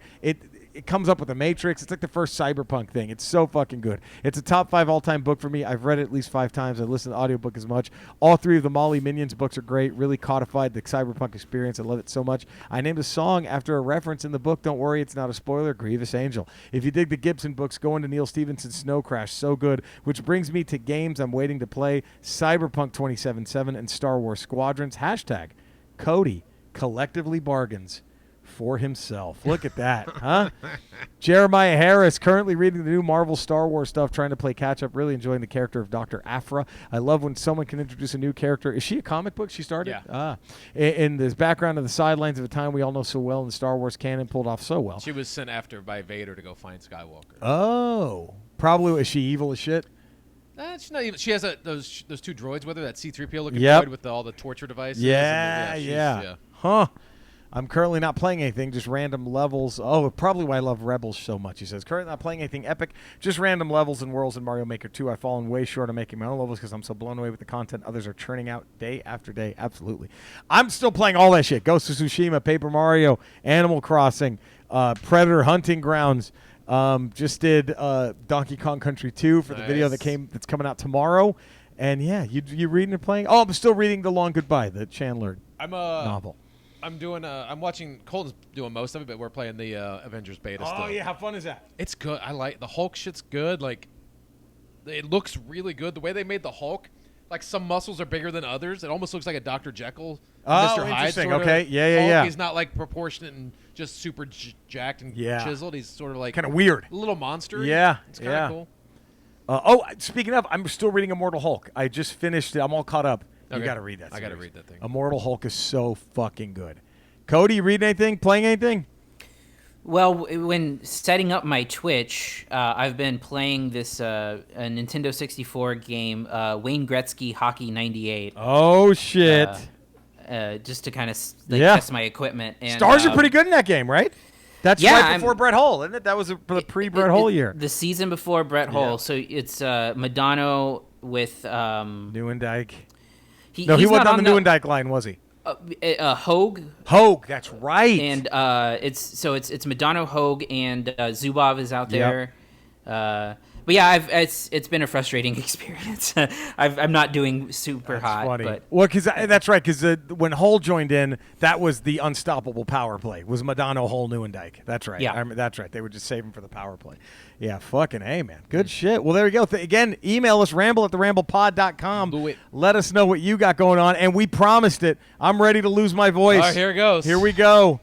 Here we are. Can you hear us? We're shouting out to you. And we don't do this again until September. Wow. So Man, soak it in. Soak it in. Drink it in. Graham Crawford, Old Gregor's 1, Leon Edelman, DB6 Speed, Mick Olivia, Artray 87, Michael Gonzalez, Legion Nord. By the way, Artray is the one who is going to send me that Moon Knight. Very excited about that. Oh, yeah. Michael Gonzalez, Legion Norge, PX Caballero, In My B-Boy Stance, Chris G, Rene Trejo, B-Wiser 87, thank you. Michael N. Rojas 84, Amy Jean Wise, Jimmy Wright, Leo 175S, Joe Morel 15, Doug Fry, A.K. Big Bubba Doug, Andy Vanderhaar, Sci-Fi Gamer Historian, Haven Huge Fan, The Real Man Games, Chris Fabinski, McLovin, and Glorious Wildcat, Todd Mellert, Jen Schmidt, Brick 48, Joe Santos, A.K.A. Big Jetty, Toast 34, Steve Harrington, Weirdo, Kyle P. Kinzer, Alfred Rico, Dee Johnson, Daniel Kuhn, the Eric Butts, John Fields Art, Beer the Reaper, Kaiser Monroe, Alwyn, followers of Shizmu, Scott Prince, Graham, and Edmondson, Rick Braun, Daniel 673, Reed Dixon, Retro Rocket Entertainment, Coppin with Comic, Elizabeth Flores, Jason Tully, The Real Zelly, Cool Gramps XRP, the Eddie Pence Fan Club, Captain Robin, Dash Winzu, the Pirate Cats, Daryl Hefferman, David McGinn, Teresa 1025, Christopher Haskell, George Olivos, Jason Peak, Macatrell 77, Blinky Blink, Jamie Warner, Get the Unspecial on Netflix, The Ultimate Rabbit, Davis, a.k.a. Your Grandma's Pussy, Alec Vasquez, Colin Mag, C. White 400, Play With It Podcast, Adam Krass, Darren Butler, Michael S. Miller, Jeff Watts, Jim Key, Taylor Johnston, Rich Morrissey, Nick Payne, Renzel 3, Night Moves Differently, Ken Rivera, Richard Miller, David Garcia, Jose Gonzalez, Big Daddy Joe 34. I think that's Joe Santos. I think I could probably Skip that one in the future.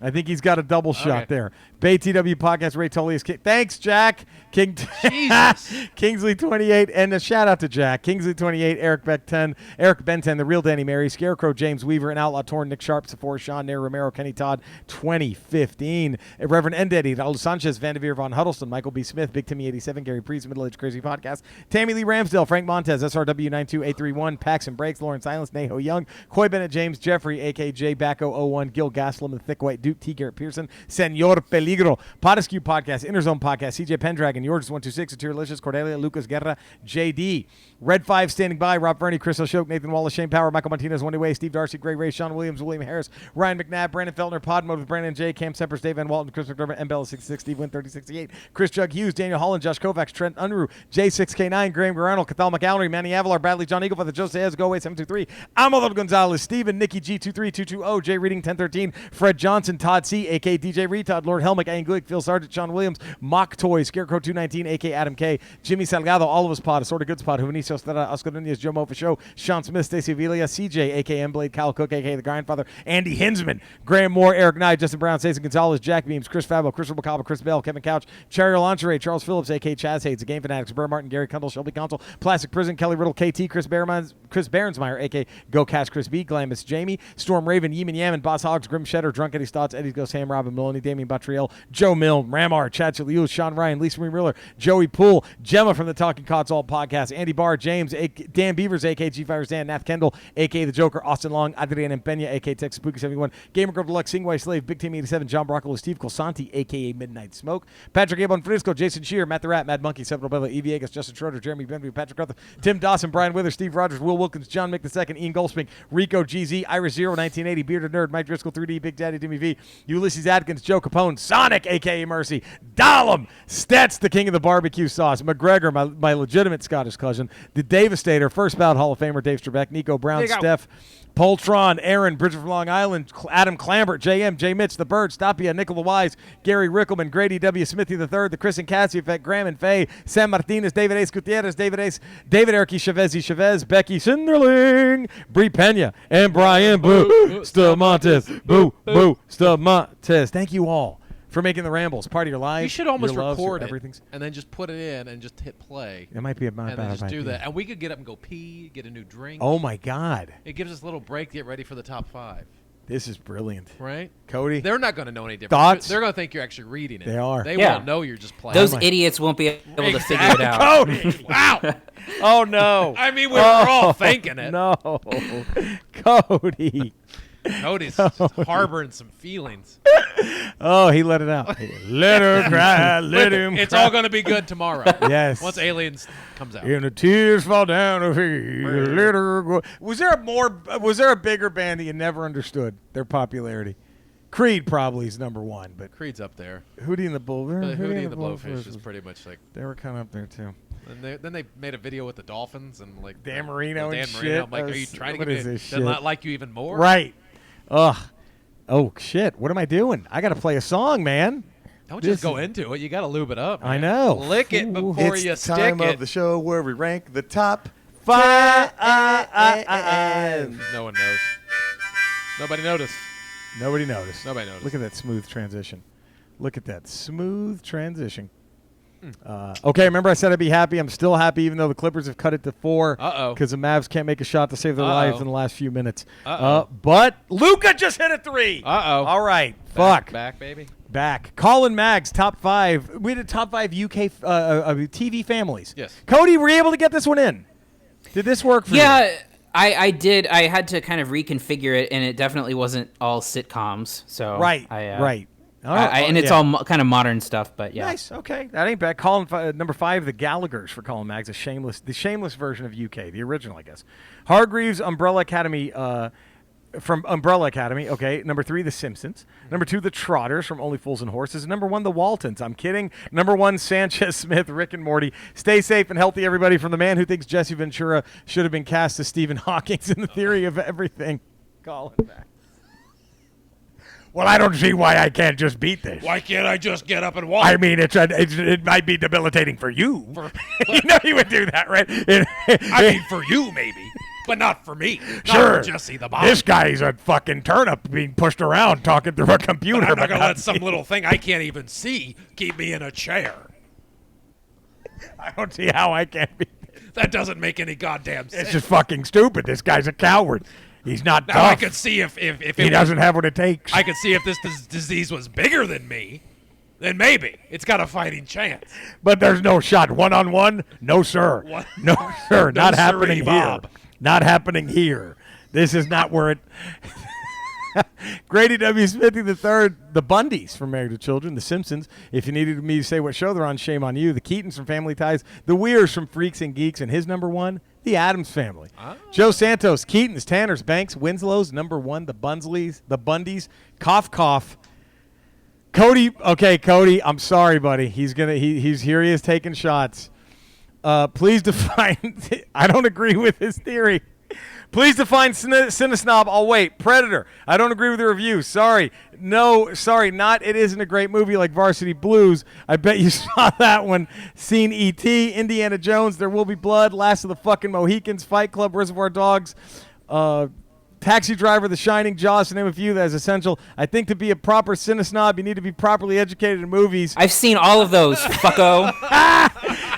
You have to be properly educated in movies to participate in a podcast where you make the wage of $18 an hour and have 24-hour contract that you should have more input. Sorry, guys, I cannot contribute. I own it, but I've never seen it. It's still in the fucking shrink wrap. I will say as of right now, Star Wars Rise of Skywalker is on my bookshelf. Not from IKEA, but still a good shelf in the shrink wrap. But I have it in Disney Plus, and I can watch it that way. I'm bringing this not only to the other members of the Ramble, but I'm also going to submit form to Ramble Corporation to have your contract drawn down to minutes, because maybe this will put a foot in your butt to get on it if you really don't want to waste this opportunity to be alongside two people who possess endless knowledge. They tantalize our ear holes and provide us with Jizz Talk. And damn it, get Good Willow hunting started so you can have some damn input. One last question. Do you know the movie Bound by Honor, cough, cough, fuck the Astros, and the minute contract for Cody, mic drop, and yes, it was sent from my iPhone. Shit, it's really hard to type on this thing. Bound by Honor. That sounds like Steven Seagal. Is that? I don't know. I've heard that. Yes, I know that movie. It sounds like a Steven Seagal movie. Bound by Cody, have you heard of Bound by Honor? Is that a Steven Seagal one? I don't know. It's I don't think so. It doesn't sound familiar. Bound by Honor. I'm looking it up real fast. Oh shit. Look at see. Bound by Honor, no. Directed by Taylor Hackford, 1993. Oh wow. Cast. It's Blood In, Blood Out. Benjamin Bratt. I guess it was an Bratt? alternative title to Blood In, Blood Out. Double B, Benjamin. Got Bratt. Billy Bob Thornton. Billy Bob's in it. Jeremy Bienvenu goes the Flintstones, the Simpsons, the Bundys from Married with Children, the Addams Family, and the Bradys. To take two single parents with 3 kids each, put it together, make it work, that's quite an accomplishment. Damien Bottriell, the Keatons, the Addamses, the Bradys, the Sopranos, number one, the Simpsons. Strength through unity, unity through faith, Ramble prevails. Patrick Carruthers, or... PC? Yeah, top 5 families. The Addamses from the Addams Family, the Evanses from Good Times, the Gallaghers from Shameless, the Connors from Roseanne, and the Bradys from the Brady Bunch. Thanks for the funny and stay safe, Ramblers. Thank you, Patrick. Graham and Faye, Family Ties. Graham, why are you picking Family Ties? Faye, I don't know. It was always on and we always watched it. Shrugged shoulders. Number 4, The Fresh Prince of Bel-Air. Sure, there was a Huxtables all of the Cosby Show, but neither Faye nor myself can seem to get past the whole rapey legacy. It's hard to aside from this amazing cast of characters surrounding the Fresh Prince and the charisma of Will Smith. I still to this day miss the wisdom of Uncle Phil. Rest in peace, James Avery. Number 3, the Munsters. In the age-old showdown of Munsters versus Addams Family, I've got to pick Herman and the crew every time. Besides, I had a pet dragon under the stairs and a bitching dragster. You know, I think I was Munsters over Addams Family, but the Munsters were my honorable mention. I had to put the Addams Family in because of the legacy. You know what I mean? I was Addams Family. I just watch Addams Family more than Monsters. So. Yeah. Futurama, Planet Express crew. Sure, the obvious choice is Matt Groening's The Simpsons, but I was always more connected to the criminally underrated writing of this sci-fi masterpiece, which is the saga of Philip J. Fry. Now, who would want to just take a nap in a freezer for a millennium and just wait out 2020? Am I right? Number 1, Married with Children, the Bundys. Sure, you could go with Ed O'Neill's updated modern version of the family, but my heart will always be in my butt groove eating bonbons, binging the Bundys. Hell, Faye just literally finished binging the entire series last month. Hashtag COVID problems. There we go. Fun fact, Ed O'Neill is a legit black belt in Gracie Jiu-Jitsu under Roaring Gracie via the Academy in Torrance, a la Sonny Sokol. I did not know that. I didn't know that either. Stay safe, Ramblers. Be sure to look out for one another and kick those Corona cooties right in the viral ding ding. Ramble off Graham and Faye, Winnipeg, eh? Charles Phillips, top 5. The Huxtables. The Cosby Show, still one of the best shows, even if Bill is a piece of shit. The Addams Family. They were so much more interesting than the Munsters. The Lamberts, Step by Step, one of my favorite shows. The Sinclairs, the giant animatronic family from Disney's Dinosaurs, we all know. Not the Mama, and it tackled a lot of issues. And the Winslows. Family Matters has the best, most wholesome family ever. Joe Capone, Cleavers, Leave to Beaver, the Armstrong family, pro wrestling. Hey, they were on TV. The Banks family from Fresh Prince, the Bundys, Married to Children. Number 1, The Sopranos. Families can be more than blood. You can argue about it with a guy who has a vowel at the end of his last name. Of course not. Awesome to start Good Will Hunting series, guys. Thank you. Awesome start to it. Fire Cody can now be dropped in favor of hashtag Pay Cody. Jerry how about that, Cody? Look at Joe Capone. Thank you. Jerry breaks a game this week was awesome as well, making me give a shit about a game. I know, and they're about to take the lead because Williams is taking 3 free throws. How do you foul him on a 3-point shot? I guarantee the refs fucked him. Wow. Making me give a shit about a game that I didn't give a shit about Last of Us 2. Jerry, your ability to spin a tail is unmatched, especially in video game reviews. When G4 launches next year, the Ramblers need to launch out an all-out social media assault so we can land our fearless leader a gig on the new network. Hashtag G4 Jerry. Hey, I'll take it. He missed the 3rd free throw. Holy shit. Mavs got the rebound. Eddie, I haven't had a chance to pre-order yet because I'm broke as fuck. Hopefully my shares on social media have helped me get a few new eyes and pre-orders on the Unspecial. Can't wait for it to drop. Stay safe, people. Ramble the fuck on and go Giants. Ew, go Giants. Gary Priest, The Sopranos, The Trotters, Only Fools and Horses, The Ewings from Dallas, The Addams Family, The Simpsons. Mavs turned it over. Hell. Gary, yet to be assigned a nickname by Eddie. Gary Priest. GP. GP. There it is. There you go. GP. All right. Brian Withers, the Brady Bunch, the Griffins Family Guy, the Jeffersons, the Connors from Roseanne, the Evans family from Good Times. Hey, man, they're just keeping their heads above water. Corporate cats are buttholes from Brian Withers. Take care, everyone. I love all the Ramblers, even the corporatist Dex-loving some bitches. Buy some stamps. Wash your hands. Hashtag injustice to Cody is injustice to all. Wow. See, you have your supporters. Yeah, Cody. Top 5 families from Jeremiah Harris. The Hills from King of the Hill. A lot of people, when they think of animated families, they think of The Simpsons or The Flintstones, but King of the Hill did it right. The characters age and progress as they did the overall story. People died, people moved out, and some people sold propane. Cotton Hill is still one of my favorite TV characters. The Winslows, Family Matters. Yeah, I know the show is basically about Urkel, but it didn't start that way. He was supposed to be a one-off. The show is actually about a cop taking care of raising his family, played by the cop from Die Hard. I'd like to pretend he's the same character, and this is a weird Die Hard spin-off.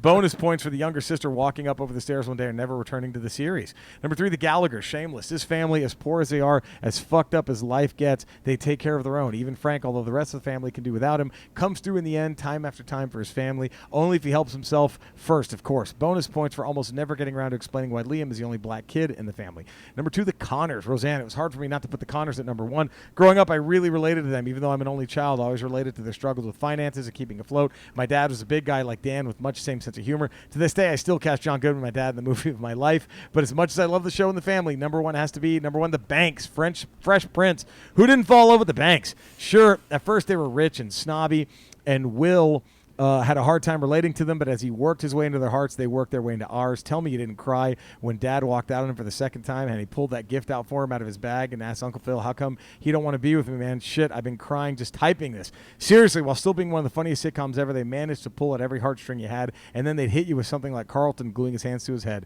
Golden. Rest in peace, Uncle Phil. I miss a shout-outs every week, but they're getting kind of long, so I get it. Ramble the fuck on. Jeremiah Harris, a.k.a. Blinky Blink. BoJack the Ripper, The Winslows, Family Matters. Carl Winslow's one of the all-time best TV dads, and who doesn't like Steve Urkel? The Dumfies from Modern Family. There's a reason the show did so well as long as it did. Such a diverse and loving family. Plus, you can't go wrong with Ed O'Neill, and he goes number 3. The Bundys, Married to Children. Once again, Ed O'Neill. I had so many late-night fantasies Going to overtime. Oh, shit. About Kelly Bundy, all around funny, inappropriate, and complete nonsense. The Banks, Smiths, Fresh Prince. There's too much I can say about the show. I don't need to make this email any longer than it already is. The show had it all and then some. I still watch whatever episodes on TV if I notice it on my guide. And then number 1, The Simpsons. Longest running animated series, still going strong, although it's not what it used to be. And it feels like the show is running out of ideas and should probably just call it and walk away, knowing that they have forever left their mark in the minds and hearts of people all over the world last 27 years. I was not allowed to watch this show growing up because my mom thought it was going to be a bad influence on me. She would just say, why don't you watch Dennis the Menace again? You know, like that movie. Well, look at me now, Mom. Well, I've gone on long enough. I've wasted enough time and I should be working for now and always. Thing. Ramble the fuck on, boys. BoJack the Ripper. How you doing, Jack? Todd C., the Seavers from Growing Pains, the Arnolds from Wonder Years, the Foremans from That 70s Show, the Simpsons, and number 1, the Bundys Married to Children. Thanks again for helping us get through this shit we're all dealing with every week and not lose my sanity delivering packages in the 7th level of hell in this heat. Side note, it was 117 degrees in my truck last Tuesday. Felt like I was driving an oven with wheels around it. Oh, ramble the fuck on, Todd C., a.k.a. DJ Retard. Jesus. Did anyone get your trifecta? No. Cody? No, and I actually didn't hear my number 1 at all in anyone's top 5, I don't think. Wow. Same Whoa. Same here. I'll do my honorable mentions. Anyone have honorable mentions? No. No, not really. Okay, I go the Bradys, the Munsters, the Ewings from Dallas, the Cleavers from Leave It to Beaver, the Flintstones, the Arnolds from Wonder Years, and the Bunkers from All in the Family. Okay. Number Ramble 248. Let's do inspired by our aliens that you're going to hear tomorrow. Yeah. Top 5 movie weasels. Ooh. How about that? Cody, your favorite type of character, right? The weasel. Yeah, I The love weasel. Top 5 movie weasels. Ramble at theramblepod.com. That'll be Ramble 248. Our open close encore is going to be the great James Horner. And then what Hall of Fame hat? A moment from the movie Jaws, which was the first one going in. So my number 5, the Addams from the Addams Family. Yours? Oh, my number 5? I think it's I had the Bundys. The Number Bundys. 5. Cody? The Weirs from Freaks and Geeks. Nice. I have the Keatons at number 4 from Family Ties. I have the Munsters. Hey. Cody? I have the Whites from Breaking Bad. Ah, good one. Okay. My number 3, the Evans from Good Times. I have the Addams Family after the Munsters. There you go. Cody, your number 3. I have the Taylors from Friday Night Lights. Oh, I forgot about them. You're doing dramas and shit. Doing drama. Drama. I have my number 2, The Simpsons. That's me, number 2. Yeah. Hey. Me too. Hey! Means nothing. It should mean something. But it doesn't. It should mean something. My number 1, what else could it be? The Sopranos. Okay. Who did you have? I have the Blues from Arrested Development. Oh, yeah. That's me too. Look at that. Cody and Eddie matching number 2 and number 1. We almost got each other's trifectas. You almost did. Fucking amazing. Well, there we go. What a ramble. Thank you. By the all way, yeah. how does nobody in their list have the Blues at all? I don't know. In any of the listeners, that's The Blues are crazy. amazing. I didn't have them either. The Blues. I never fucking- watched that show. The first Oh, three missed the seasons, boat on it. The first 3 seasons are amazing. Some of the best television writing ever. Man, The Netflix show's not so good, but the Yeah. original ones on Fox are so fucking funny. I missed the boat on that motherfucker big So time. fucking funny. Missed the boat. Everybody was completely. so good in that show. Yeah, I missed the boat on that show completely. Next ramble. Hey, Cody, where can everybody find you? Sorry, shit, do that first. Cinesnob Cody on Twitter, 3 podcasts, Cinesnob Podcast, where we're doing weekly VOD releases, Quarantine Stream, where we're talking to mostly comedians about what they're watching during quarantine, ReMCU, where we're talking Marvel movies, and then twitch.tv/Cinesnob, 8 p.m. on Sundays. You can watch the Cinesnob Podcast, and coming soon, probably this week, a new segment where I play old video games based on movies. There we go. Nice. All right, Eddie. 5 days a week, patreon.com, The Ralph Report. Nice. 5 days a week on radio.com, and now also twitch.tv. Swings and misses at 10 a.m. Tuesday, Friday, Ramble Radios. Wednesdays, we got Ramble Proper. And now Thursdays, we're doing Good Willow Hunting. This week's, tomorrow's will be on Aliens, Isn't that right? exciting? Which will make the world all better again. It will. We're going to reverse All the this- snap. We're going to reverse All the this snap. shit talking on Cody goes We away. got the gauntlet We're back. reversing the We're gonna snap. reverse There it the is. snap. There it is. Yes. Also, go and pre-order my comedy Unspecial on iTunes. Yes. It dropped a week from yesterday. Yes. It will be available September 1st on all transactional platforms. But if you have Apple or iTunes, please go and pre-order it now. You can see me every Monday on social media as a Smug Nerd with Eddie is my Nice. director. I'm also every Thursday putting up a new video on my YouTube channel. Just go find me on YouTube. It's just Jerry A. Rocha or Jerry Rocha. I'll subscribe to it, all that good shit. I talk a different video game every Thursday. And then every night during quarantine, except for Saturdays at 8:30 p.m. Pacific, I will be on Twitch, twitch.tv/Retro Rocha, playing an old game. So there we are. Thank Nice. you for letting us be ourselves with another great Yeah. fucking ramble. Y'all take care of yourselves. Remember, it's Gotta that last play that beat. music and shit. And then it's We Love You, and that's it. And have a great one. Adios, everyone. Adios a todos. And we'll see you tomorrow. Yeah. You know what? For Good Will I Hunting. can't wait to hear the Jizz Guys episodes Yeah. during COVID. Oh, man. Oh. Yeah, God. So those are going to be interesting to hear someday. One day. Once they're, once Yeah. you can listen to them Right. with some distance and time. Right. I'm fascinated to hear that. If anyone can handle it, right? They may have found the cure in their jizz. Probably. And they're selling it. I bet they're selling their jizz to cure COVID, which... On the 700 Club.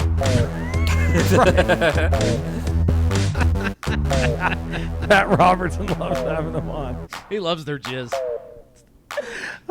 It's holy.